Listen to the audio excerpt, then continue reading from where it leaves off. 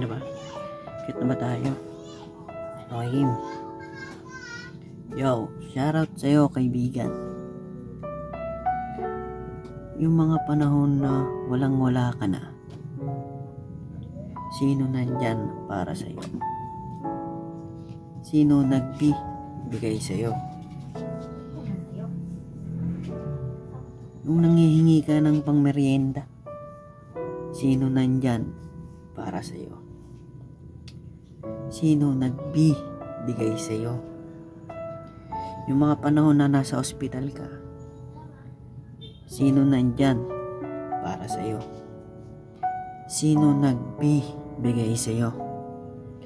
Diba siya lang? Siya lang yung nagmamalasakit at nag-aalala sa'yo. Tapos ganon-ganon na lang. Kung ano-ano pinagsasabi mo dun sa taong nagmamalasakit para sa'yo. Isa lang ang masasabi ko. Wala kang utang na loob.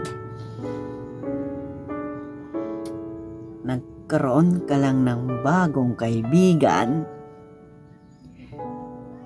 Ang taas na ng lipad mo.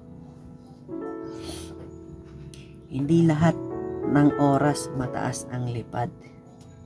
Pag ikay lumagapak, tingnan natin kung nandyan sila sa'yo. Pero okay lang yun. Kung ikay lumagapak, nandito pa rin kami, mga kaibigan mo, para sa'yo. Yun lang ang masasabi ko. Peace out.